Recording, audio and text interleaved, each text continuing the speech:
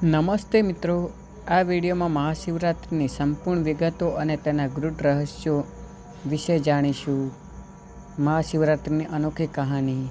વર્ષ 2026માં મહાશિવરાત્રિનો પર્વ તહેવાર 15 ફેબ્રુઆરી રવિવારના રોજ ઉજવવામાં આવશે. શિવ ઉપાસકો માટે આ રાત્રિ અત્યંત રહસ્યમય અને આધ્યાત્મિક ઉર્જાથી ભરપૂર માનવામાં આવે છે. તો આ વિડીયો સ્ટાર્ટ કરીએ.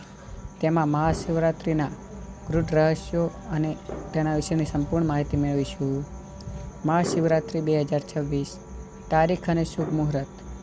શાસ્ત્રો અનુસાર જ્યારે મહાવદ ચૌદસ અડધી રાત્રે નિથિલકાલ વ્યાપ્ત હોય ત્યારે જ મહાશિવરાત્રિ ઉજવાય છે. ચતુર્દશી તિથિ પ્રારંભ 15 ફેબ્રુઆરી 2026 સાંજે 5:04 વાગ્યે. ચતુર્દશી તિથિ પૂર્ણ 16 ફેબ્રુઆરી 2026 સાંજે 5:34 વાગ્યે. નિશિતકાલ પૂજા સૌથી શુભ સમય 16 ફેબ્રુઆરી રાત્રે 12:09 થી 1:01 સુધી. 4 પ્રહરની પૂજાનો સમય 15 ફેબ્રુઆરી. પ્રહર અને સમય. પ્રથમ પ્રહર સાંજે 6:11 થી રાત્રે 9:23 સુધી. દ્વિતીય પ્રહર રાત્રે 9:23 થી મધ્યરાત્રિ 12:35 સુધી. તૃતીય પ્રહર મધ્યરાત્રિ 12:35 થી સવારે 3:47 16 ફેબ્રુઆરી સુધી. ચતુર્થ પ્રહર સવારે 3:47 થી સવારે 6:59 16 ફેબ્રુઆરી સુધી. મહાશિવરાત્રિના 3 મોટા રહસ્યો સિક્રેટ જાણીએ. શિવ અને શક્તિનું મિલન. માનવામાં આવે છે કે આ દિવસે ભગવાન શિવ અને માતા પાર્વતીના લગ્ન થયા હતા. આ માત્ર એક કથા નથી, પરંતુ પુરુષ ચૈતન્ય અને પ્રકૃતિ ઉર્જાના મિલનનું પ્રતીક છે. જ્યોતિર્લિંગનું પ્રાગટ્ય. પૌરાણિક માન્યતા અનુસાર આ દિવસે બ્રહ્મા અને વિષ્ણુ વચ્ચેની શ્રેષ્ઠતાના વિવાદને શાંત કરવા શિવજી અગ્નિ સ્તંભ એટલે કે જ્યોતિર્લિંગ સ્વરૂપે પ્રગટ થયા હતા. વૈજ્ઞાનિક રહસ્ય. આ રાત્રિએ પૃથ્વીના ઉત્તર ગોળાર્ધમાં ગ્રહોની સ્થિતિ એવી હોય છે કે મનુષ્યના શરીરમાં કુદરતી રીતે ઉર્જા ઉપર તરફ ગતિ કરે છે. તેથી જ આ રાત્રે કરોડરજ્જુ સીધી રાખીને જાગરણ કરવાનું મહત્વ છે. પૂજા વિધિ. જો તમે ઘરે પૂજા કરવા માંગતા હો તો આ ક્રમ અનુસરો.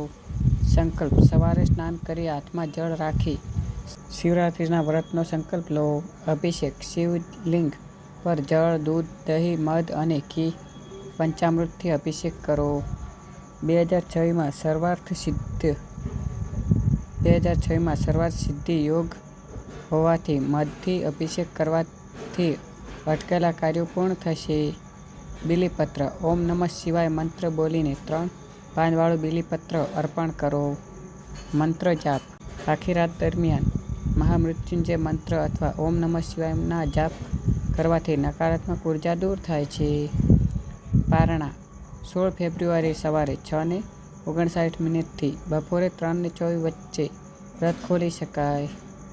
વિશેષ જાણીએ. આ વર્ષે મહાશિવરાત્રિ પર શ્રાવણ નક્ષત્રનો સંયોગ છે, જે પૂજા અને મંત્ર સાધના માટે અત્યંત દુર્લભ માનવામાં આવે છે. તો આગળ આપણે જાણીએ મહાશિવરાત્રિની વાર્તા. શું છે તેના સિક્રેટ વિશે.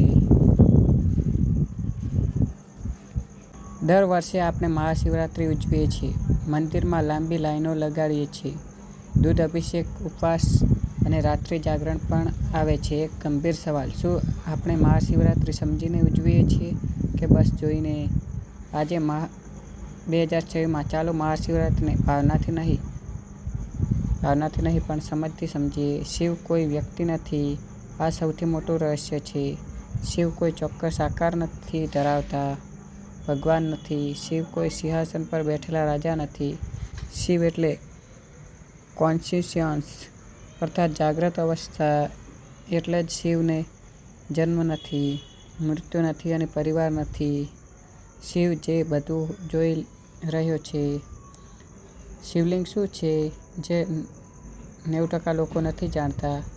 લોકો શિવલિંગને ખોટી રીતે સમજે છે, પણ વાસ્તવમાં લિંગ symbol link secret of creation શિવલિંગનો અર્થ થાય છે. શિવલિંગનો અર્થ છે જ્યાંથી ઉર્જા ઉત્પન્ન થાય, જ્યાંથી જીવન શરૂ થાય, અને એટલે જ શિવલિંગ ન શરૂઆત બતાવે ન અંત બતાવે. અગ્નિસ્તંભની કહાની. પુરાણોમાં આવે છે કે બ્રહ્મા અને વિષ્ણુ વચ્ચે વાદ થાય છે, સૃષ્ટિમાં સૌથી મોટો કોણ? ત્યારે શિવ અગ્નિસ્તંભ સ્વરૂપે પ્રગટ થાય છે. આ કથા ઇન્ટિરિયલ નથી, સિમ્બોલિક છે. બ્રહ્મા ઈગો, હું ક્રિએટર છું. વિષ્ણુ પાવર, હું સેન્ટિનિયર છું. શિવ ટ્રુથ, સત્ય.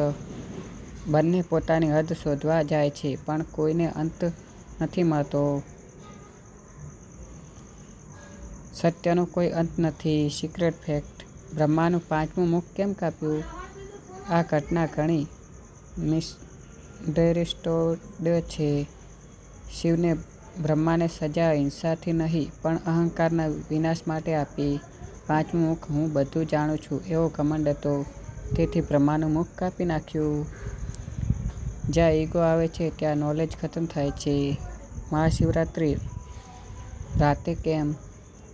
આ બહુ ડીપ ફેક્ટ છે. પ્રાચીન યોગશાસ્ત્ર મુજબ મહાશિવરાત્રિને રાતે પૃથ્વીનું એનર્જી એલિગન્ટ માણસ શરીરની સ્પેન સાથે મેચ થાય છે. એટલે જ ધ્યાન, જાપ અને મૌન આ રાત્રે વધુ આકર્ષક બને છે. આ જ રીઝનથી યોગીઓ આ રાતે જાગરણ કરે છે.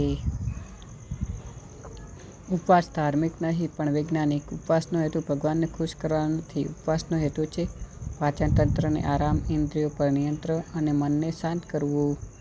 શિવ એટલે કંટ્રોલર. શિવ એટલે ઉપવાસપ્રિય છે. એટલે શિવને ઉપવાસપ્રિય છે. બીલીપત્રના 3 પાનાનું શું દર્શાવે છે? શું છે મહત્વ? બીલીપત્ર માત્ર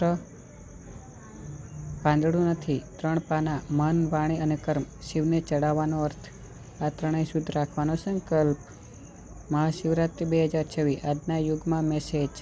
આજના સમયમાં લોકો ઝડપથી ગુસ્સે થાય છે, ઝડપથી ખોટું બોલે છે, અને ઈગો, કોન્ફિડન્સ કહીને બતાવે છે. મહાશિવરાત્રિ કહે છે ઈગો છોડો, અસત્ય છોડો, દેખાડો છોડો, સંતુલન, સત્ય અને સેલ્ફ કંટ્રોલ રાખો. મહાશિવરાત્રિનો અર્થ એ નથી કે તમે કેટલું દૂધ ચડાવ્યું. અસલી પ્રશ્ન એ છે, શું આજે તમે ખોટું બોલ્યા? શું આજે તમે કોઈને નુકસાન કર્યું? શું આજે તમે ઈગો રાખ્યું? જો જવાબમાં ના હોય તો સમજો, આજે તમે સાચી મહાશિવરાત્રિ ઉજવી. શિવ ભગવાન નથી, શિવ અવસ્થા છે, અને એ અવસ્થા સત્યથી આવે છે. જો તમે ઈચ્છો તો કોમેન્ટમાં હર હર મહાદેવ લખવાનું ભૂલતા નહીં. અને વિડીયો પસંદ આવે તો વિડીયોને લાઈક, શેર કરજો અને ચેનલને સબસ્ક્રાઈબ કરજો. મળીશું આવા નોલેજ સભર વિડીયો સાથે. ત્યાં સુધી જય હિન્દ, જય Bharat. Thank you for watching video.